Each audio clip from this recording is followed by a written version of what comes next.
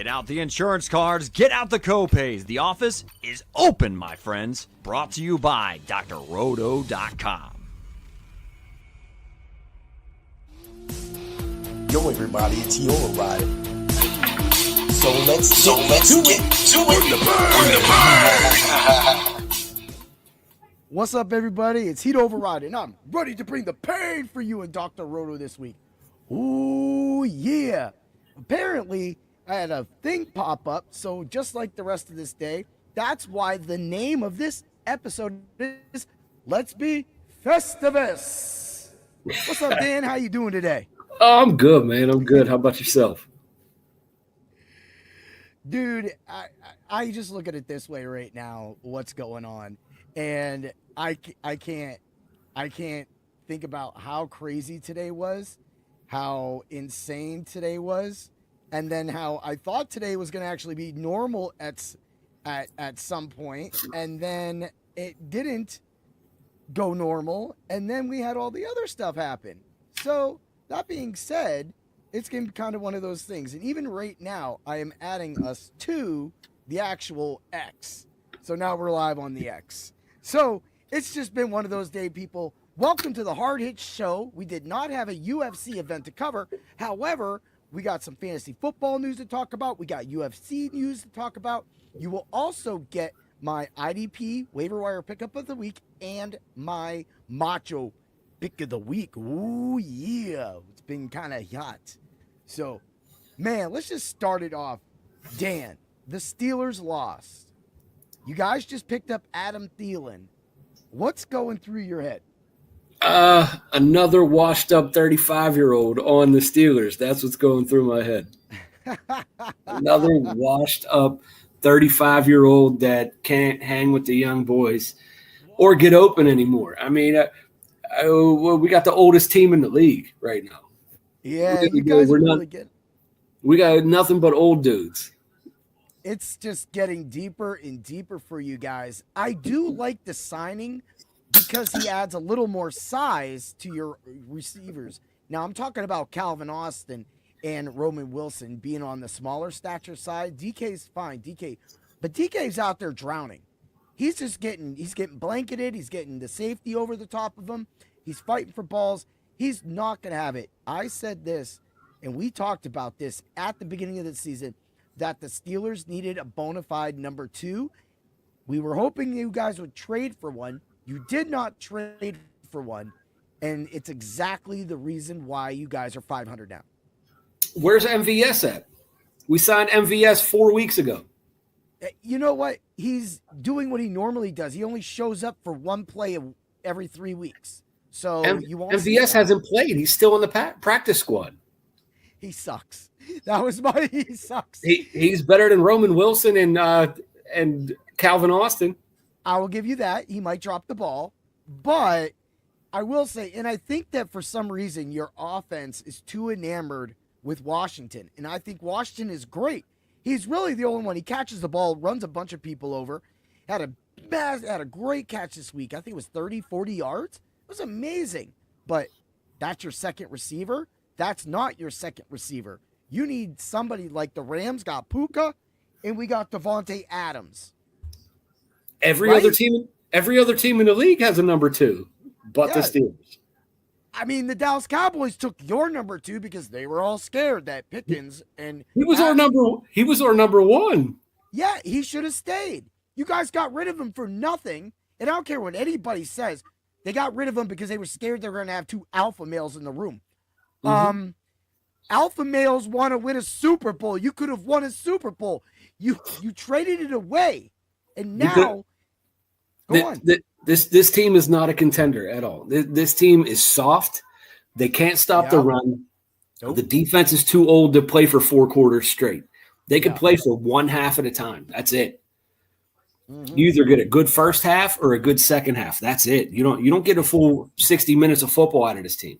That's exactly what happened this week. You guys had a great first half, and then your offense put the defense in bad situations, unfortunately.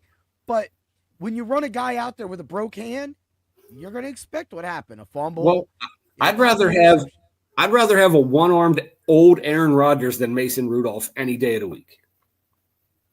You know what? That actually is I'm not going to argue that fact at all. That's why we're just airing stuff out. We're just talking, getting in it. So I'm going to move over to the Rams.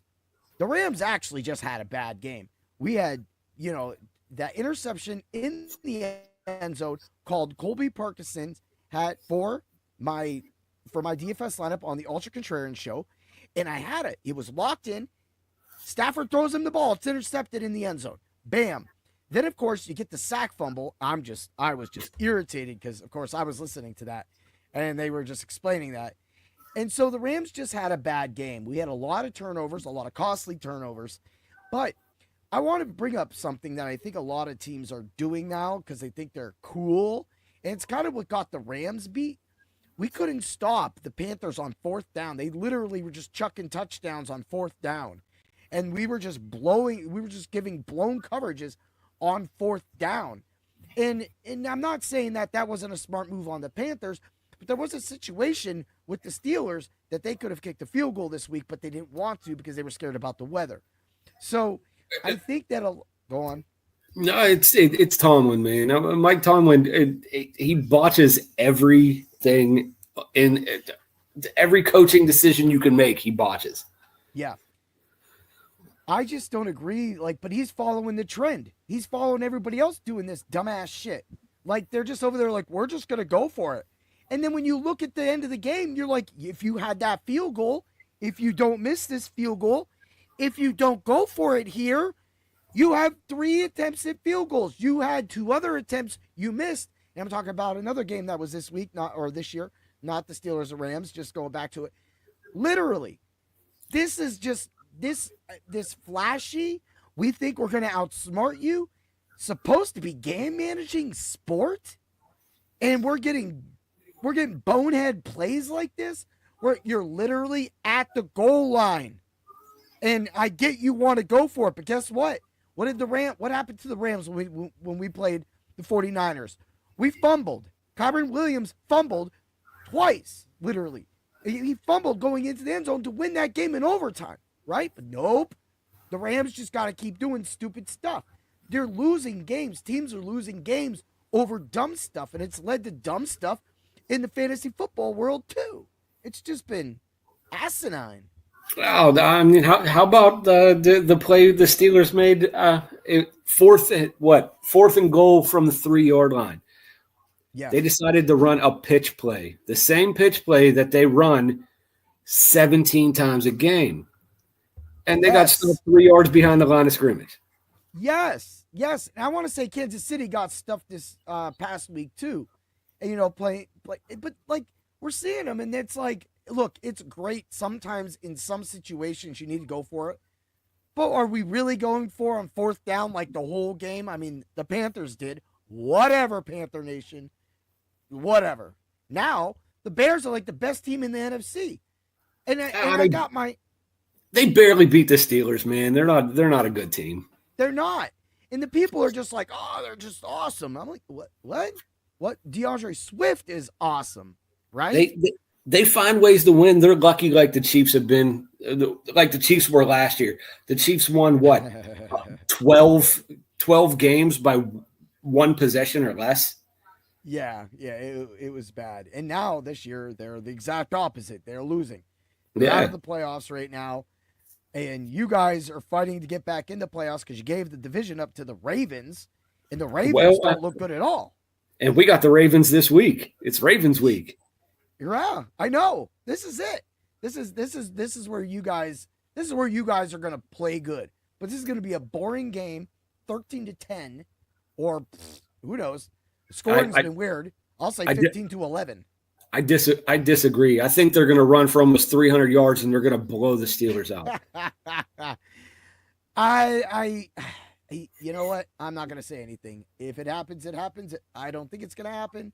I think you guys are going to put up. This game has always been a dredger game. You guys always have one dredge game, and then you have one good offensive game against the Ravens. It's always either or. So I don't know what this week is, but it feels like this might be that it might be a slow-moving game because I think both teams know how bad they've played this year.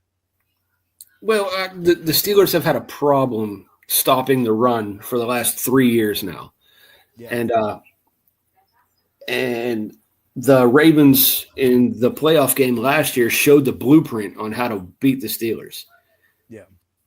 And every team this year that has played the Steelers is doing that. And, I mean, when's the last time you heard the Steelers blowing anybody out?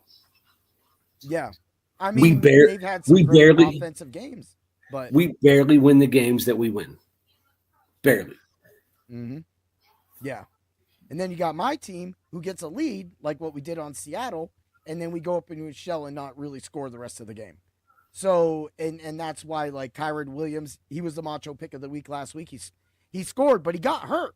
He came out of the game, missed like practically like a whole quarter, comes back in the third quarter, gets that touchdown, right? But, I mean, we're sitting here looking at this. In fantasy leagues, I sat back. I took a step back, and I went back and I checked one of my fantasy leagues, and it's a pretty competitive fantasy league. Right now, out of the 6 teams, 2 of the teams are 5-7, 5-7 in the playoffs, 5-7, and people in this league is good. But what's happening? What's really bad about this year is exactly what I'm about to say next. So I've had a very hard year, like a lot of fantasy managers, and I'm 6-6. Now I'm 7-6. Well, now there's 7 spots in the playoffs. All of the top teams have lost for the past 2 weeks. So now, if I would have maybe won one more game, I would be literally 1 game out of first place. So I'm talking about an 8-5 team being 1 play, 1 win out of first place. So right now, there's a 9-4 team, there's 2 8-5 teams, 3 8-5 teams, and so that's 4, and then 3 7-6 teams in that league, in my high stakes home league. Now, this was farther apart. I was 5-6 only a couple weeks ago. And so I got here after 2 straight wins, but this is what's made this fantasy season really hard. And what I feel is going on in the NFL is also translating into the fantasy football, because when you see these low scoring games, or you see what Jonathan Taylor did all year long, except against the Rams, the Steelers, the Texans, it's the same sauce. It's all these teams muddled in the middle with all these things, and you got some good teams, but your good teams are like, well, I'm not going to talk on the Patriots. The Patriots are playing great football on both sides of the ball, even though they have an easy schedule. But like even the Bears, they've played some things. You said that they've won some close games, but we already know the Eagles, the Rams, when it comes to playoff times, the Bears aren't going to have a really chance against teams like that. Yeah. But this is what I've been seeing, and it shows kind of like even the projections have been wrong. So in one of my fantasy teams, I don't even know, had me projected to do 396 points, because I had everybody just go off from Thursday, and then of course Friday. So I'm coming into Sunday, and I'm like, holy crap, I'm projected 390. Yeah, I ended with 296. So I'm not talking so much towards the projection part of it, but I'm just saying, like, there's just scoring in some places, and if you miss it, you're just out. And it's been like that all year for a lot of captains. So it's almost like every captain in the league has had their day. Yeah. I mean, heck, Chrissy has probably hardly paid any attention to her team, and she was a 5-7 team going into this week with playoff contentions. Yeah, it's the way the league's going. I mean, our league, man. I'm 7-6 in our league, but I'm not even in the playoffs. And I'm the defending champion in our league. Yeah, I'm not in the playoffs. You're the number 1 team. Oh, you're talking. I'm thinking of my ESPN league. You're talking about the Yahoo league. Oh my God, that team is amazing. That's because you run the league and you cheat. I did not cheat. I did not cheat. You guys are the ones that left. I had B. John Robinson, but you guys left Jonathan Taylor, and I took Jonathan Taylor and James Cook. That's practically been. I couldn't log in for the first 7 rounds. Yeah, that was fun. But hey, you know, it's just one of those things. Okay, so that league I was talking. So Kirsty isn't in that league. She's in the ESPN league. But like she's in this league. Oh yeah. You're right too. I keep forgetting all these leagues, dude. It's freaking insane. It's like, she won 3 games, and I don't think she even does her team.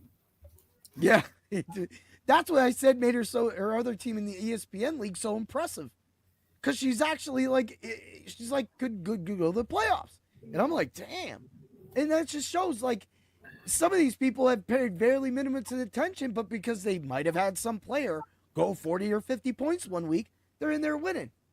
I'm only in one league, just the league that I do that we do. Yeah, you're only in one league. That's it. Yeah. We got some comments coming in. Yeah, Steve right now is kicking league in the Beat Heat challenge, the Beat the Heat league. So it's an IDP league. I added some sacks, like sack totals and sack yardage. So like normally an IDP guy gets like, maybe 10, 15, 20 with jacked stats. No, not in this league. These guys, like Myles Garrett has dropped 50 a week every single week. Meanwhile, running backs and wide receivers and quarterbacks are still around 30, 20. So you got him sitting out here. Garrett just getting it. Here I go. I drop. Well, actually, the guy I'm going to talk about on my IDP section for your waiver wire pickup, I dropped him this week. Oh, just don't come on. I was talking about everybody's offense, sir, but the defense it's like, so out of nowhere, say you get like a 20-yard sack. Well, you get the points for the sack, the tackle, and I gave you points. So even the IDP hunter, Steve, who's in that league as well, who's well known, he's part of the Kings Classic IDP league. So, I'll give him a shout out. IDP hunter is a great, great dude. We've talked plenty of times. And he's just like, dude, that bonus scoring that you put in, and mind you, I put like minimal in. He goes, I don't know how this is going to work out, but it could be wild. And it was, man. But it's been kind of like a learning experience, because like even he was like, we're looking at it and we're just like, I couldn't believe that this would add up like that to some of these defensive players just scoring 50, 60 points almost every single week. So, and Steve knows what I'm talking about, because he's in that league. If you have Myles Garrett, all he does is blitz anyway. I mean, he doesn't tackle ball carriers, doesn't tackle receivers. All he does is blitz. Mm-hmm. That's right, man. So, it's just been really crazy with all the football and all that going on. So I just say fantasy football is different from real life football. Things just count differently. We know this. It's real life. But it's still funny how they're able to mirror each other, but yet be so different. And I think that that's what makes fantasy sports so fun to play, just to be part of. I've loved it ever since 1994, as you can see. So, all right, let's throw a few plugs in. If you haven't been to Dr. Roto, get to Dr. Roto, use code word WIN, and we'll get you a percentage off of your subscription. We are live right now, people. So if you got a question or anything like that, we'll talk about it. But just wait till we get some stuff going here. Wait till we got some stuff, because we are going to be, I've got some things I got to say about some people once we get to a certain subject. But also, I want to say, get over to DFS Hero, use code word DOC, get 20% off of your subscription. And if you like energy drinks, but no fillers, no dyes, all that great stuff, better for you, more of a coffee bean extract. Of course, I'm a coffee guy. Oh, yeah, the heat override gets jacked up off the coffee, but the coffee gets jacked up off of heat override. Oh, yeah, right? So you get over to Dubby Energy, check out, use code word, bring the energy. Oh, yeah. Dude, get that, bring the energy, get 30% off of your order, and get clean and still get the same power that you get. Why are you drinking Red Bull when you can be buying Dubby Energy from Heat Override, getting you jacked up? Yeah. Woo. Had to get all that out the way. That's bro. why you always got so much energy, man. No, it's coming. It's coming. So when I take it, I should just go to a tournament, try it, and next thing you know, they'll be like, I think Rob beat him to the moon. He blitzed him and he went to the moon. They'll be like, I think Rob warped through that man, and he was sitting over there, and somehow that man was bent over on his knee. And I didn't see what happened, and I was recording it, right? Oh, dude. I am so jacked up, man. Okay, we got something. We got Steve's throwing in a little thing right here, too. Sometimes defenders get a lot of points. Bro, I was supposed to win, like, 2 of these weeks.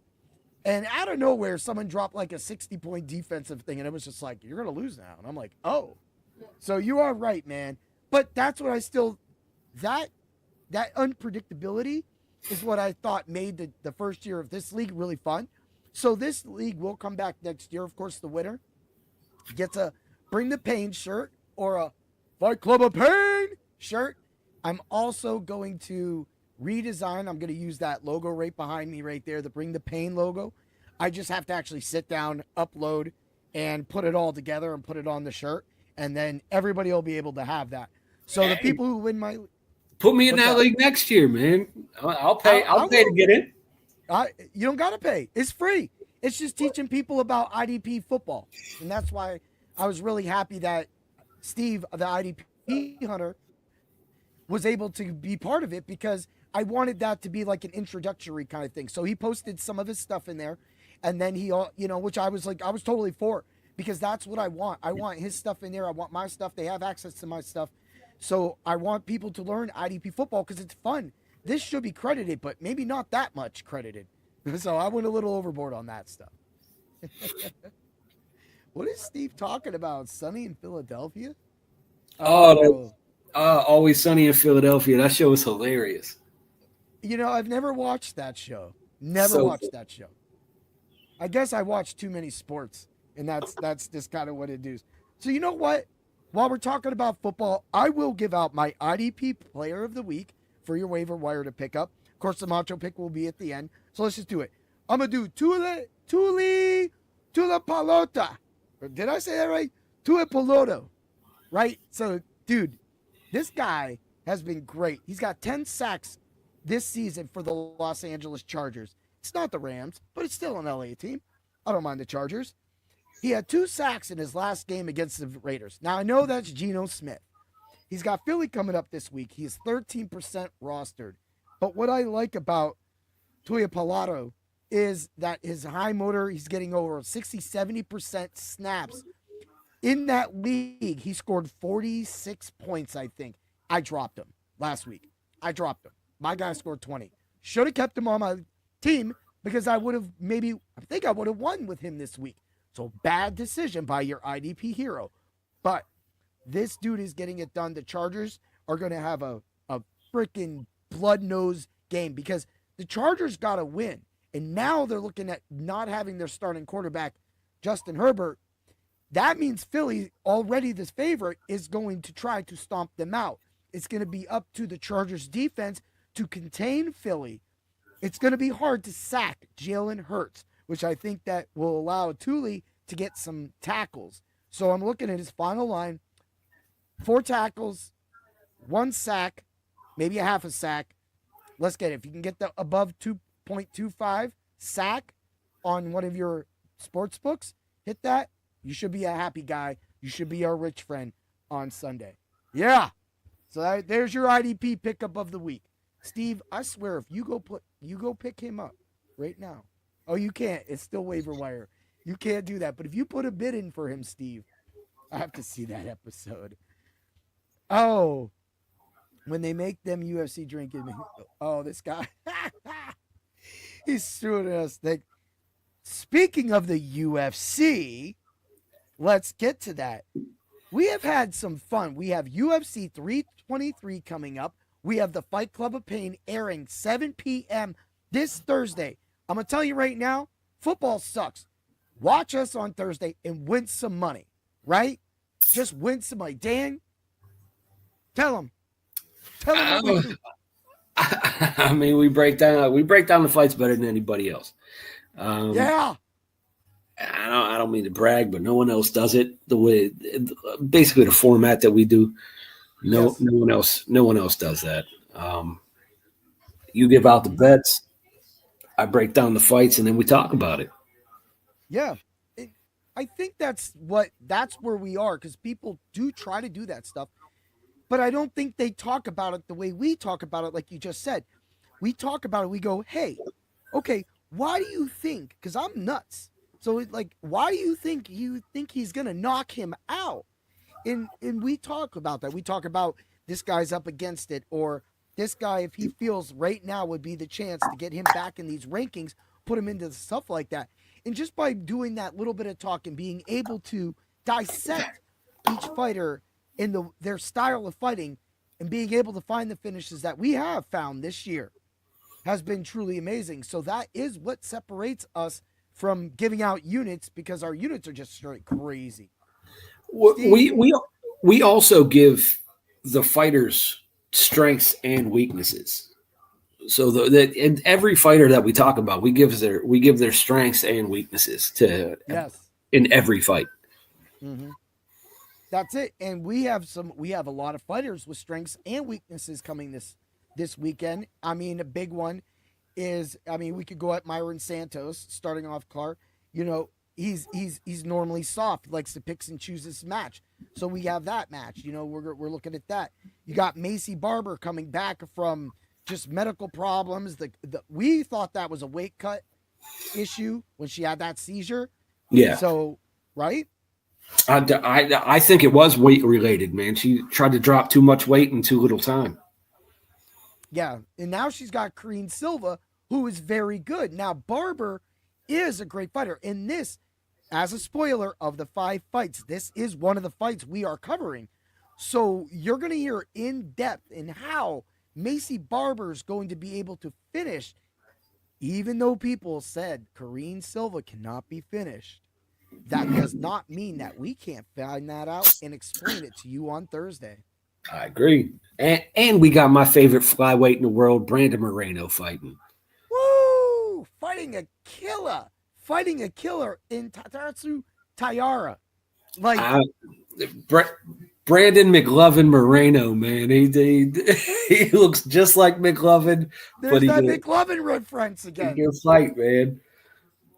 I know he can fight. And there's a reason why he was the champion. There's a reason why. 2 times. So correct, sir. You got that. Would you like to see Moreno versus Pantoja again? I'd rather see Moreno versus Van. I knew you. Oh, yeah. I mean, that's what I'm saying. You'd rather see that. I'd rather see that. We saw how Moreno Pantoja went 2 times. Yeah. 2 times. Moreno won 1. Pantoja won 1. I think Moreno won the fight that Pantoja really won, because it went to the decision. Yeah. I think Moreno won that fight.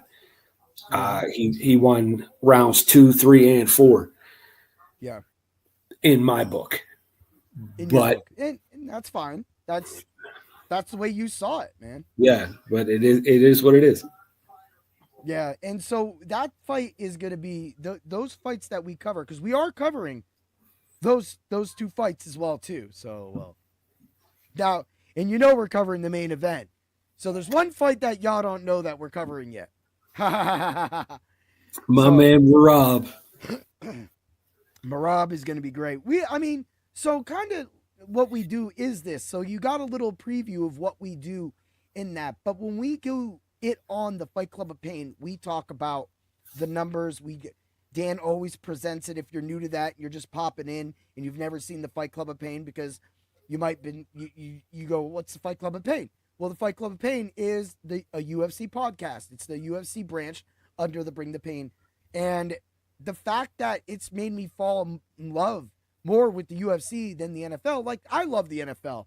I'm always going to be a diehard Rams fan. I know I've been really hard on the NFL, but when I'm seeing negative 290s for touchdowns, that's like seeing a negative 290 for a knockout, right? But the thing is that negative for 290 for a touchdown may not happen. We've seen that happen multiple times with Bijan Robinson this year. At least with a negative 290 knockout, it's probably most likely going to happen, and it happens at least 9 out of 10 times. So, this isn't one of those things. And the most of the time that it happens, it's like when the fighter just gets wild. Like, I knocked a man down, and instead of going to do the ground and pound finish, I decided to choke him out. And that's happened this year as well, too. Yeah. So, it's about being able, and that's what the Fight Club of Pain teaches, is we teach that you have to hedge yourself, but also because of the UFC and the way that the UFC has bets on both sites, both with round finishes, significant strike takedowns, etc. There's so much more. That's like saying in the NFL, you could go, well, they have receiving yards, they have receptions, and they have rushing attempts, and they have rushing and they yards, and they have a touchdown. Okay, that's 5. Oh, they threw a touchdown. Still just something, right? You can't bet on passing yards for a running back. So that's a no bet.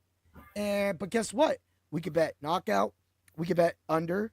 We could bet sub. We could bet knockout sub. We could bet knockout first and second. We could do sub first and second. We can hit all these facets. And it's like you could sit there and sit back and be like, well, why would you play all that? Because if you're smart mentally and you know what the numbers look, you'll be able to hedge yourself. You take the bigger one, you play the less unit, you go to the big unit, and you play that on what you feel is going to be good. Either one, if it happens, you get it. And that's why the decision no bet is great. That's like saying, here's a bet. We'll pay you $290 if he scores a touchdown. But if the end of the game happens and he doesn't score a touchdown, you get your bet back. UFC does that. The NFL doesn't. Go check it, people. Facts. Facts win. And if you've never watched the podcast or the UFC before, we actually teach people about the fighters. Like if people have never watched the UFC before, come listen to us. We will teach you about that fighter that is fighting. Mm-hmm. We will tell you their strengths, their weaknesses, how they fight, what they're susceptible to. Yep. Where they're open, where they're like kind of like even going back to Olberg's being able to nail finishes. And we bring this up, but we really haven't brought it up that much because a lot of you people have been piling in, changing things up, kind of moving it about. But the thing is now that you're here or now that you're watching, that's the stuff that we can offer. I mean, why are we all just going to be like, we're only going to bet on the NFL? We're just MLB people. Woo! Why? If you're a bettor and you're serious about making money and you want a chance to make big money, then why are you betting on a sport that's muddled down and has muddled numbers? You just drag your face through the mud, bro. You're okay, right? You want to go MLB? Drag your face on the side of a tree. Get the bark, bro. Right? But with the UFC, it's a wild one. But with the UFC, you have every angle that you can attack. And the fact that we have been able to nail these through the fight tape, through the fight theory, is why humans will always be better at the UFC and betting and DFS than a computer, while all of you complain, and I've complained, all of you complain about the lineup and trains on the NFL and the MLB. You get lineup trains with UFC too, but guess what? Not betting. And betting, when you listen to us, you win. I mean, we've predicted a few big plus numbers also this year. Yeah. I mean, your soup can article alone, we go back to the Michael Johnson. We go back to Neil Magny. These were big. Like, okay, so Neil Magny still got choked out, but he didn't, and he got the choke out, and that was a huge number.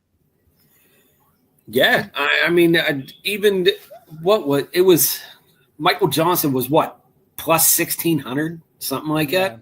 to win that fight. Yeah. And we predicted he would win that fight because of his defense. And he did. And that's what the Fight Club of Pain brings everybody. And so being deep into this UFC stuff, this has led us down to some other things. We've got big fights coming up. We actually got a rematch, a big rematch happening at UFC 325. Haha, kind of got it right there. You already know who I'm talking about. We're going to get Alexander the Great Volkanovski versus Diego Lopez. I hate it. Lopez is getting the title this time, bro. I hate it. He doesn't deserve it. He doesn't deserve that shot. There's multiple people in that division that deserve that shot. I hate it. Once again, Uncle Dana is playing favorite. Yeah, well, I wanted Gene Silva there, but Gene Silva got his ass knocked out. So that's why. I wanted McKinney. I wanted anybody but Lopez again. Yeah. Well, McKinney has a chance. Always, all that's going to happen, it's going to be a replay of the first fight. Volk is just going to box his face off. You don't think that Diego's going to take the chances? Because I felt that the Diego that beat Gene Silva was the Diego Lopez that could have taken that title. The Diego that beat Silva is the Diego that fought Volk. There's levels. Yeah. There's so levels. You're saying Silva couldn't hang with Volk? I'm saying Silva would get brutalized by Volk. Oh, okay. I mean, I'm not going to doubt the champ. The champ is great. It's taken some great champs to beat that champ. He's a 2-time champ that beat the brakes off of Max Holloway 3 times. Come on, and Max Holloway is my favorite fighter. Yeah, I mean, I'm not gonna even fight that theory at all. But I mean, with that fight, it's a good fight. Maybe they need another fight, so you're not so angry about that card at UFC 325. I don't think he deserves the shot. I don't think Lopez deserves the shot after one win. He got beat up by Volk. He got one win, and then he got another shot. Yeah. Okay. I see what you're saying. I see what you're saying. We talked about this with the Silva Lopez fight, and I said that I feel that the winner of this fight gets the shot, and we're seeing that actually across the whole thing. And speaking of which, another guy that you haven't really liked about, Topuria, taking a leave, going through marital problems. He's such a clown. He's been clowning people all year long. You didn't think that carried over into the home life? He's probably been clowning his wife. He's such a clown, dude. He fights people that are over 35 years old and people that have bad weight cuts, and he thinks he's the best in the world. Fight someone that is in the top 5 at the top of their game in your division, not someone moving up a division, not someone moving down a division. Fight someone in your own division. He's not as good as everyone thinks he is. Yes, he has great hands. Mm-hmm. He has great hands. I'll give him that. Hey, but everything else, I'm not a fan. I never have been. So my thing is, okay, so now we got Justin Gaethje. He's fighting for a title. He practically was like, I'm going to retire. If I don't get the title, I want to retire. And he should. And he's fighting for the title, and he's fighting Paddy Pimblett. Paddy the Baddy. I thought Paddy most likely was going to fight Topuria next. Now we have this fight. That was supposed to happen. Paddy had that title shot, but Topuria decided to take a leave of absence because I don't know. I don't know why, because he's going through a divorce. I mean, life happened, right?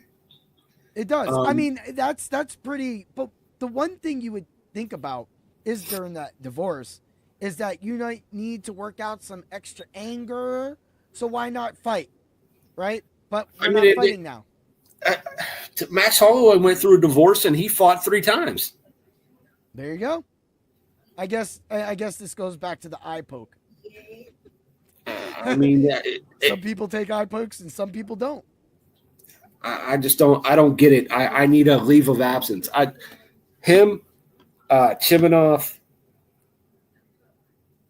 those two are going to fight once a year and try to defend their belt once a year.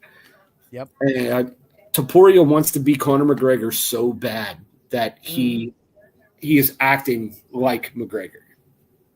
Yeah, like McGregor before he went into the rehab. McGregor right now, like literally. Yeah. Conor's actually acting pretty cool right now, but he is. I'll give him that. He's always cracked me up, but of course, I've seen a few of his fights. Even though like I'm hardcore now with the UFC, but I've seen a lot more of his other fights, and I just go, I know who he is. I'll watch him fight again, but the fact that Topuria, is allowing this to, it just kind of shows. But like, you're online running your mouth, so now you're not going to back it up. Now you're going to run away. Now I know Ramadan is happening, and Chima already said he's not fighting until after Ramadan, and you called that. You called it. You called it right on the Fight Club of Pain, and that's why we picked against him, but he went and won that belt. So you're looking at probably another October fight. Yeah, he's not going to fight until probably mid-June, July. I think we dissected when he fights, and I think there was a June or July, and then there's like October. Yeah, but if he's not going to fight again, what's up? June or July. That's when he's going to fight.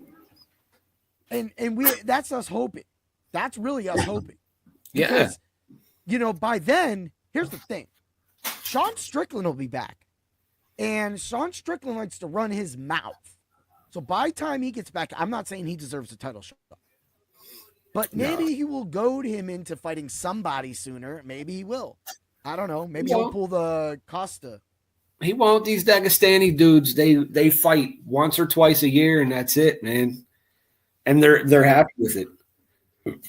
And honestly, this is going to continue. He wins that fight, he's right back, and he's going to be looking at Ramadan again, and then we'll get another fight next summer. So that's really it. And I see why some people don't like that. It's almost like WWF back in the day with Hogan. You only seen Hogan defend that title so often. Yep. So that's what we want. But we want more than that. We're fans now. Dana White wants more than that because Dana White wants to promote his product. Let's right now Steve's got a little message here, and then we'll get back into UFC. He wants me to check my text. Right now, Steve is killing it at the NBA DFS slate. He's in first, second, and third. And then he's in a big tournament. And the big tournament, he's in 45th and 595th. And he's winning some really nice money. So good luck, Steve. I hope that you can get that first place, bro. And congratulations on the new crib.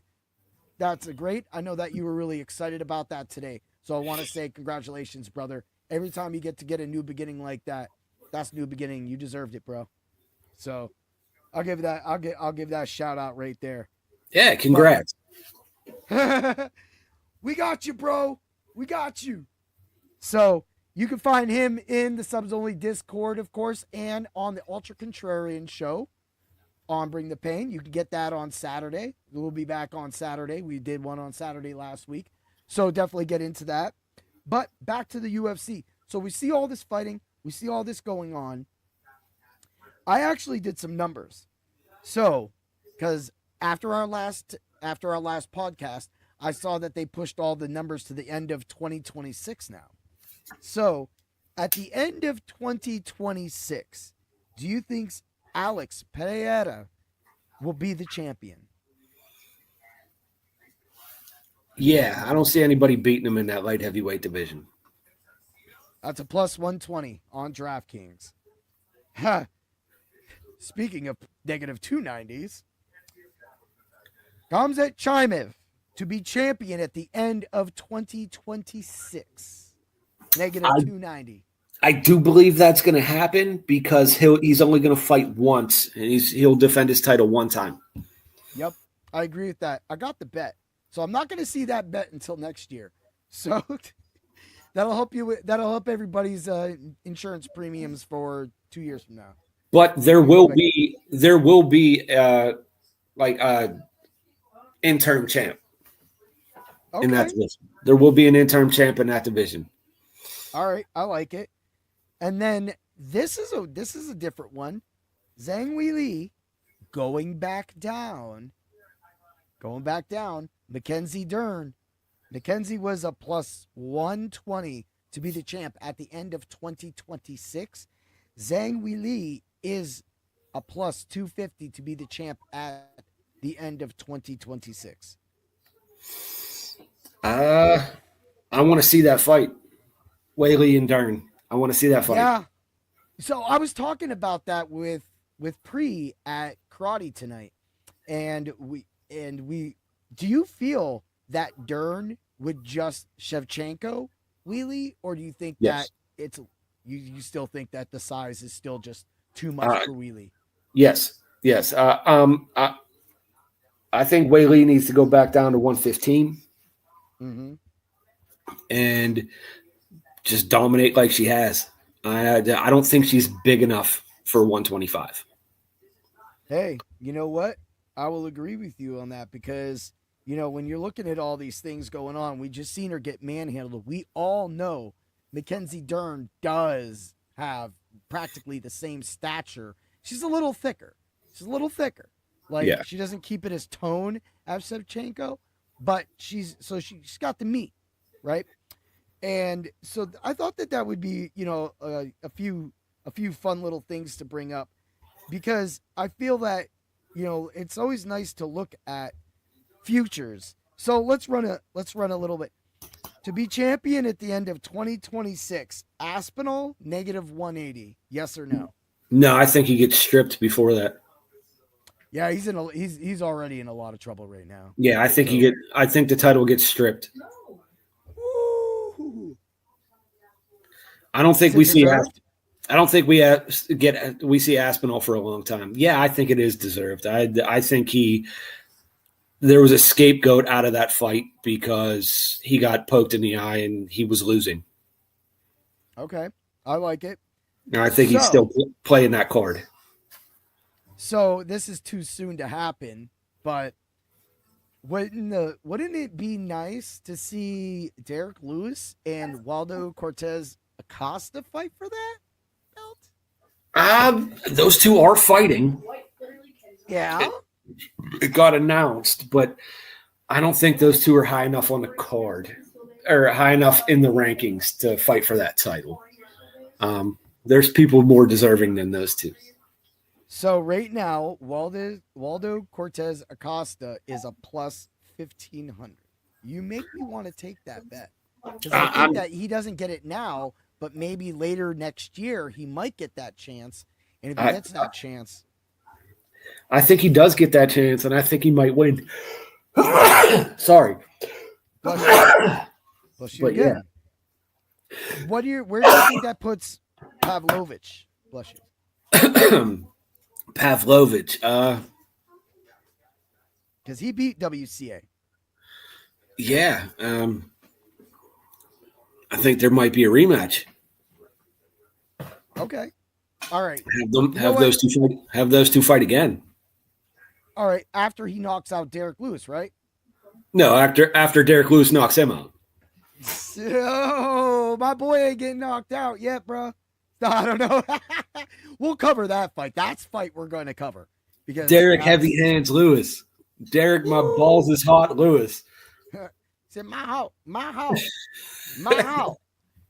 So that was a fun little one. So, of course, to be champion, other than Alex, you got Olberg's plus 500. I like that. I think Olberg gets the shot against Petieta. I would love to see that fight, but I think it's a tough fight for Olberg. Okay. Pereira's a tough fight for anybody in that division, especially a focused Pereira. We saw him when he wasn't focused, and he lost. But when he's focused, he just knocks people out to the sleep realm. So Yuri Prochka is plus 350. Ank is plus 400. Then, of course, Olberg 500. And then you get to Mirzakhanov at plus 1,000. And from there, they must have smoked crack or whatever they did, opiates, because they put Jamal Hill at plus 4,500. And Bogdan Guskov, who is on this card this Saturday, who's most likely going to lose. So why he's there, I don't know. But there he is. And I mean, they got the superhero from last week, Volkan Ozdemir. He's a plus 5,000. But man, out of that, I think Yuri should fight Ink at some point. And I agree. If you're gonna do a fight, if Pereira is not gonna get a fight, then I think Olberg has to fight Mirzakhanov. I agree with that. And whoever wins the best out of those fights Pereira, and hope it's not Ink, because I don't think Ink can win better than Olberg or Mirzakhanov. I would love to see that fight. I don't think Olk beats Pereira again. I don't think it happens. I mean, we called it. This guy already said he's not fighting again. I mean, I called it when he did win. But we also said on that podcast that Pereira was injured and he wasn't very focused on the title defense. So a focused Pereira is a dangerous Pereira, man. We saw that. 27. He beat the hell out of Ink, and nobody thought that was going to happen, man. So, I mean, that's that division. I think that would be the best bet, and to see some good action. So there you go. Thanks again for listening to us, because I know they were listening to us when the WCA and Derek Lewis fight was made. So if you're watching, Uncle Dana, thank you. Thank you. That's credit. the fight. That's the fight we need to see. Yeah. Like, nobody thought that fight was going to happen. We talked about it, and it's the next fight. So, and we talked about it last week on this show. So, like, what you guys are listening to us, just pay us. We're smart enough. We know you're fighters. We'll make you some money. We won't put no side bets. We won't do no. We won't pull a Jason Herzog. Don't worry. No, we will not post. We will not pull the Herzog. That could be a dance name. There's no Isaac Dolgarian in us. We're good. We will get you good. All right. So on top of the Chimev, you got Imavov plus 300, Fluffy at plus 400, DDP plus 15, Brendan Allen plus 2,000, Kyle Barala plus 2,000. Of course, Strickland's up there at plus 5,000, but whatever. And Atebe Gautier is a plus 5,000. You don't want to hear that. RDR's a plus 5,000. We talked about Chimev. You already said he's going to beat whoever he fights. Who do you think he fights? Who's that? Who do you think Chimev fights? Oh, man. That's a good question. Imavov made a good statement for himself, but he's probably going to fight before then. Imavov, maybe Fluffy. I could see Fluffy. Brendan Allen. Yeah, that was a big one. I could see Brendan Allen. Or I would love to see Chimanov and Izzy. Wow. He's not even – wait a minute. Let's find Bo Nickel. Izzy plus 8,000. I'd love to see a Chimanov and Izzy fight. Woo-wee. Man, that'd be crazy. That would be crazy. It's funny seeing some of these names down in here. Like Jack Hermanson plus 25,000. That dude ain't getting. Or what about the fighting nerd? Baralo? Baralo, yeah. I said him. Yeah. Baralo. He's plus 2,000. Yeah, Baralo. Yeah. I don't think that's bad. I think that's pretty good. But I think overall, I don't think he's gonna fight right now. Like you said, well, he can't. So who? Let's do a little matchmaking here. So who do you think? I'm gonna say. I think Amavov needs to fight Hernandez. I think we should sacrifice Son Strickland and DDP again. Just to send those two somewhere in a corner and they can fight again. I know you. You know I've been selling that for it. And let's do Brendan Allen versus Cairo Baralo. That leaves Atebi Gautier. I don't think that he can move up there yet. I think all that has to get out. So I think if Gautier is to get a title shot, the title would have to come off of Chimev. And I'm a Gautier fan. So I don't think he gets a shot until 2026, 2027 even. Yeah. I would like to see if, we already talked about Izzy. I'd like to see Adesanya fight Fluffy. I would like to see that fight. Okay. I like that too. And I'd like to see Imanoff and DDP for a number one contender. Okay. Kind of do what Lopez did. Yeah. Go lose it, and then go back and try to get that. Yeah. I'm happy they're not doing the Petieta thing where they're just running it back. Yeah. And then we got the welterweights, Makachev. Usman is a plus 300. He's literally right next to him. So that tells you that the books already are practically thinking Usman gets the shot next year. Rachmanov. What's that? It's stupid. I agree with you. I want Morales to do it, but I want Gary to fight him. Ian Gary deserves it. All right, you're right. He beat Protez. There's no reason for him to fight Morales right now. Yeah. So I think I like that. I like that. I want to see Protez and Morales bang it out. Ilia Topuria is on here at plus 1,200. Ilia Topuria? Well, they're talking about a super fight. Yeah. But Topuria doesn't want to fight people in his division. He wants to just do what he does, what he wants to do. So he wants to be Conor McGregor. Yep. I think Ilia Topuria needs to fight Sartoukian, or however you pronounce Arman. I agree. I think the winner of the Max Holloway Oliveira fight gets the next shot. Yeah. Yep. And then after that, I mean, you got Gaethje and Pimblett fighting for the title. Yep. I would love to see Max Holloway piece up Paddy Pimblett. Mm-hmm. It would be a hell of a fight. That's for sure. And that's what makes it so fun. I would love to see Max Holloway just beat the brakes off of that kid. Hell yeah. Let's pop down to let me hit it up because we've kind of done this for a second. So Rachmanov, he fights Morales. Let me look what I got. Morales. I think Protez and Morales need to bang it out. I think okay. All right. I think those two just need to stand in the middle and just throw hands. I would feel bad for my fighting nerd. I know he's really good, but dang, man, Morales is good.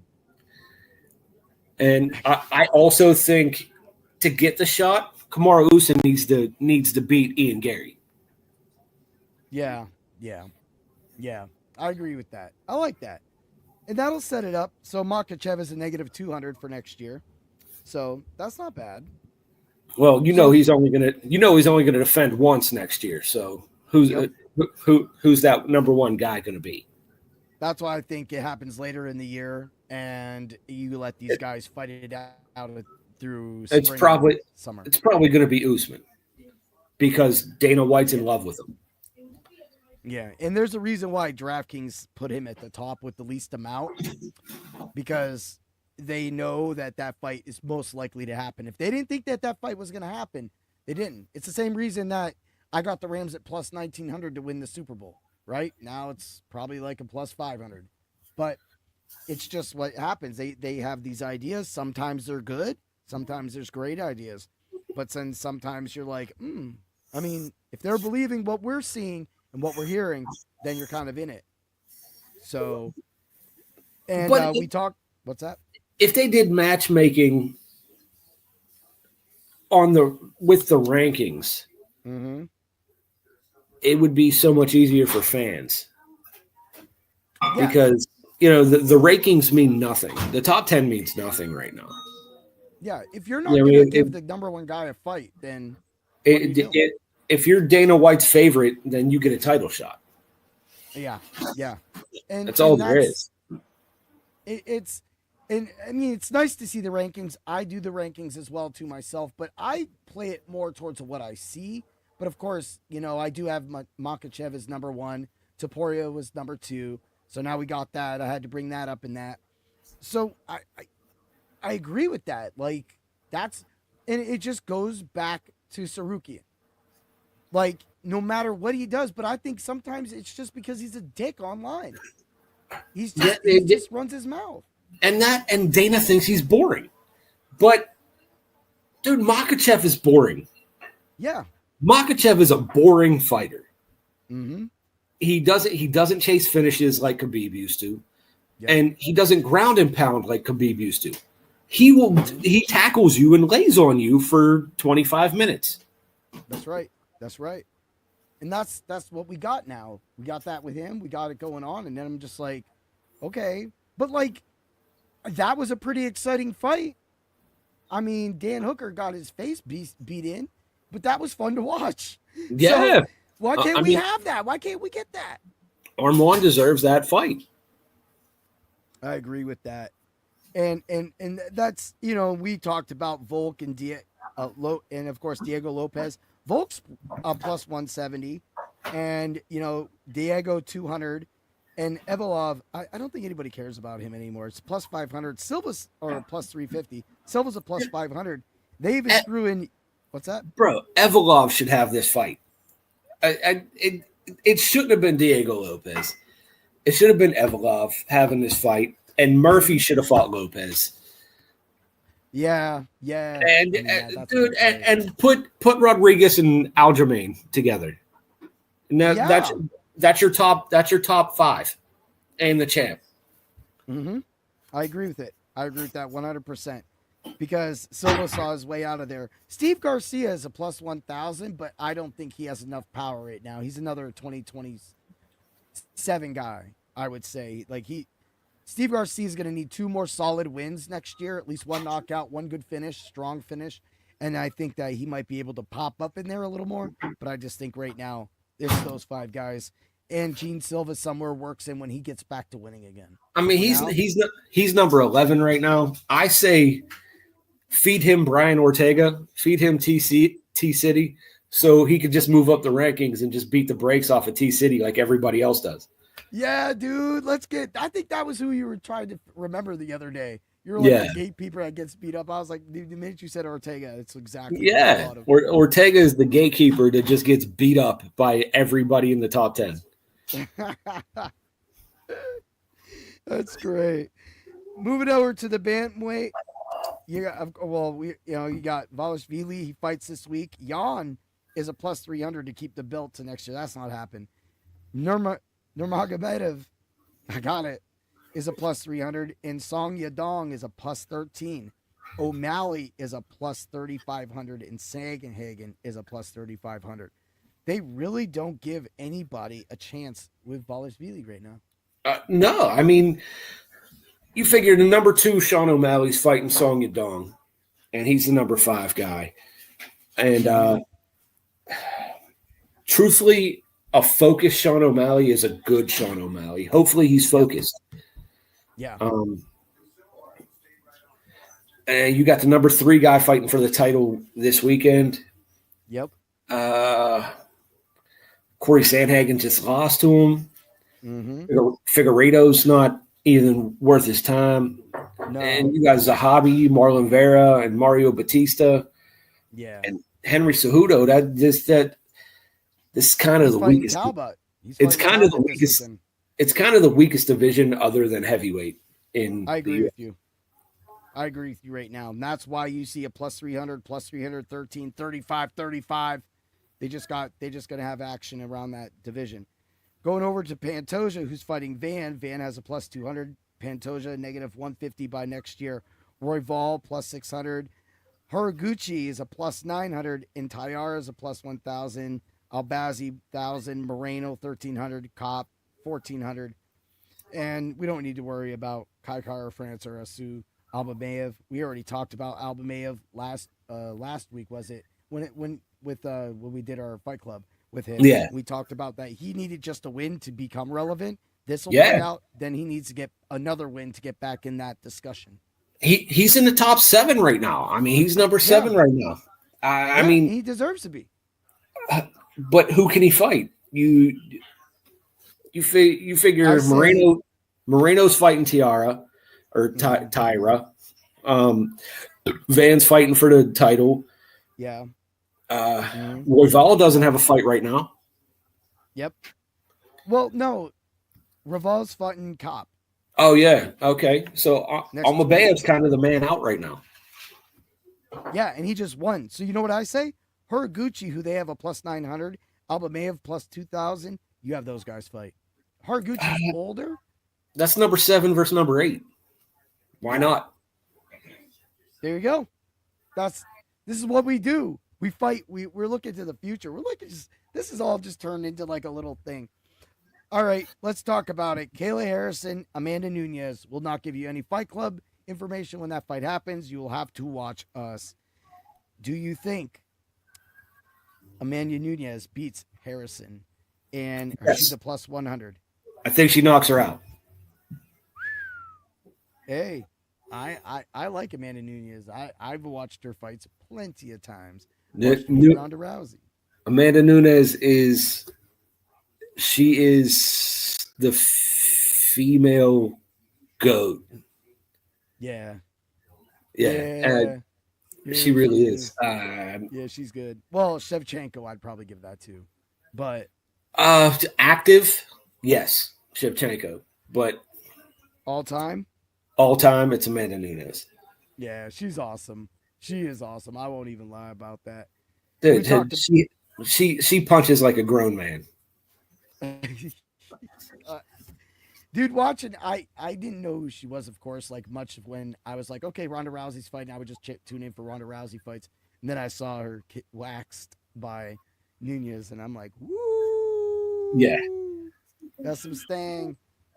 So, moving down, we talked about Mackenzie Dern and Wheelie. And really, that division's not really good either. You got Tatiana Suarez. You got Jan Zianan. You got Verna Jandaroba, who just lost. Amanda Lemos, Loopy. Fatima Klein, Yasmin Lucendo, Alexia Thayanara. I like Loopy, man. I do. I do too. I like Loopy and I like Tabitha Ricci. All right. Yeah, Tabitha isn't bad. She's a plus 3,500 by next year. But I don't see that title shot happening. I think if Weili comes back down, it's her and Dern next year. Oh, yeah. Yeah, definitely. She's still ranked number 1 in the UFC rankings. And do you think that Dern will only fight, or Weili would only fight one time next year to make either one of those bets valid? No, I think Mackenzie Dern usually fights like two times a year. Okay. Yeah, she usually fights twice a year. All right. So I would then, if you want to play it this way, since everybody's positive, you throw Dern plus 150. This is supposed to be her title run. All right. So that would give her 2 title defenses plus 150. Let's throw a unit on that. That's not bad at all. I'll also let's throw a 3/4 of a unit on Zhang Weili, because we're going to get that money back if either one of those makes a champ. But now You have to come to the next one. If there is a win by either one of these people, who under that would be the next fight? And is it worth putting the money on now to not get back till 2027? What, to Mackenzie Dern? If Mackenzie or Weili, who do either one of them fight after? Is it Suarez, Zanyan, Lemos, Loopy? I think it's Loopy. I think Mackenzie Dern's fights Suarez next. All right. I like that. Suarez has won us a lot of money this year. Actually, I think I like that fight more than the Weili fight. That sounds like some fun. So, but most of these people, most of the females that are ranked at 115 are ranked at 125. mm-hmm. Because you got Weili, you got Mackenzie Dern, you got Farrow, you got Blanchfield, Juliana Pena, Alexa Grasso. They're all ranked at 115 also. Dude, for them, they could just cut. And that's easy for them. I mean, that's two divisions. But, I mean, at 125, you got to fight Shevchenko. Yeah. You don't want to move up and deal with her right now. She don't roll. And I think after Kayla Harrison loses to Nunes, I think she moves down to 125 and we get another super fight with Shevchenko. And I think she loses to Shevchenko also. So, okay. Oh, I like that. I like that a lot. See, this is what we got. We took a review podcast. We reviewed. We went into the future by a year and a half, a month practically. Well, I mean, we just started December. 13 months, and we've been able to nail. And what's going to be funny is when we nail all this, and we all tell all of you, we told you so. Just remember where the UFC can get their information from, because we got the fights, people. That's why we're called the Fight Club of Pain. Yeah. All right, let me throw out my Macho pick of the week here, and then we'll finish up. Knock, knock. I was a little scared when the Kyron Williams got injured. Or not. He wasn't even injured. He was just playing that role. He was sitting around. He didn't know what was going on. But then he got back in there. Yeah. And then he got that touchdown. Yeah. Not the Blake Corum touchdown. He got the Kyron Williams touchdown, making the Macho Man the man. Ooh, yeah. This week's Macho pick of the week is none other than Chase Brown. 6,700 on DraftKings, 7,300 on FanDuel. That is a great thing. Chase Brown has been literally getting it done every single week. 5 straight games of over 18 points. Not only on top of that, a lot of that was done with Joe Flacco and Browning. The fact that all of you liked Jake Browning only shows how far a lot of you were lost this year in fantasy. That's why you have a 5-7 team in the playoffs. But it's like that. But on FanDuel, his touchdown rate now is a negative 120. You want to grab that. Chase Brown is going to score this week, if not score 2 touchdowns this week. Joe Burrow and the Cincinnati Bengals put the AFC North on check. If Joe Burrow would have been fully healthy this entire year, I feel that my MVP, Joe Burrow, my Offensive Player of the Year, Jamar Chase, would be winning those titles. They have a chance, but they're not in the discussion anymore. Burrow's out. That was the Bengal team that we had. That's the Bengal team you get now.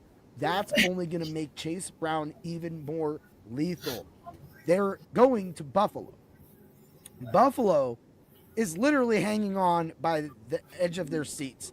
They got Josh Allen screwing up all of the game, as we talked about with the Steelers. He got shut down practically in the first half, and then a few turnovers later and some magic, Josh Allen shows up.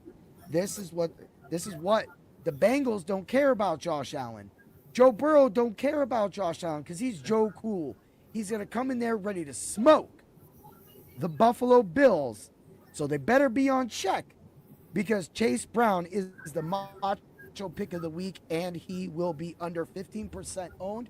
maybe 20%. I'm going to go 15% owned because nobody will be looking at Chase Brown this week because they're going to be going to play other people. That's how we're doing it, bro. Chase Brown. I don't know if Steve's still on this week. Steve wants me to remind him to play UFC this week. Replay Reel was one of the other guys that we were talking about that was in there and tried UFC in the past and lost and got scared and has come back. Well, now that he's got the Fight Club of Pain in his corner, he's gonna. We got some pounding for him to do to the UFC sports books, bro. Keep watching, man. He just got to keep watching. You just gotta. You get all sorts of fun, wild stuff. The songs. We never know when the Burrito Bandit's gonna show back up. I mean, I hope he fights at least twice next year, so we can talk about it. I need to see the ukulele again. Where is that? I think it's in the other room. I'll play it. But if we get a Gastelum fight on it, May 5th isn't a day. But if we could get that fight on a May 5th at some point before he retires, I think that would be like the true omen of life coming together, the full circle of life. We need the Burrito Bandit to fight on May 5th. I don't know why, but this needs to happen. Dana White, go book that. Just book it. Just book it.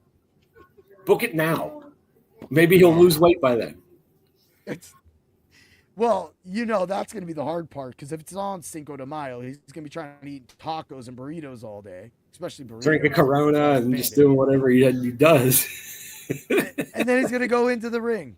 He's going to go into the octagon. I guess he's going to. All right, man. You got anything else?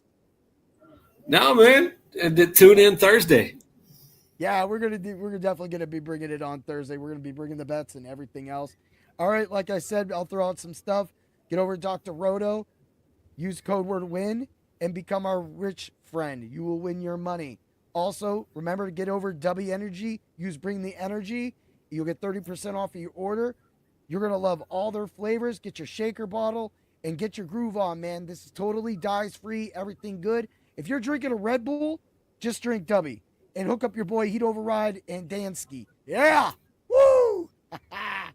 And we're going to have fun. Follow Bring the Pain and Dr. Roto on YouTube. You can get me a Heat Override almost anywhere. You see it. It's right there. And you can find Dan in the Subs Only Discord and every once in a while on the X. Every once in a blue moon. Another great show, Dan. Everyone. All right, brother. I had fun, man. We always get to do it. All right, everybody. Have a great day.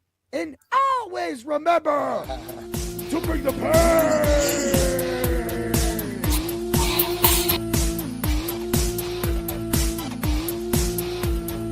Thanks for stopping by the office. Get your fantasy prescription by subscribing to the channel and checking out drroto.com. Until the next visit.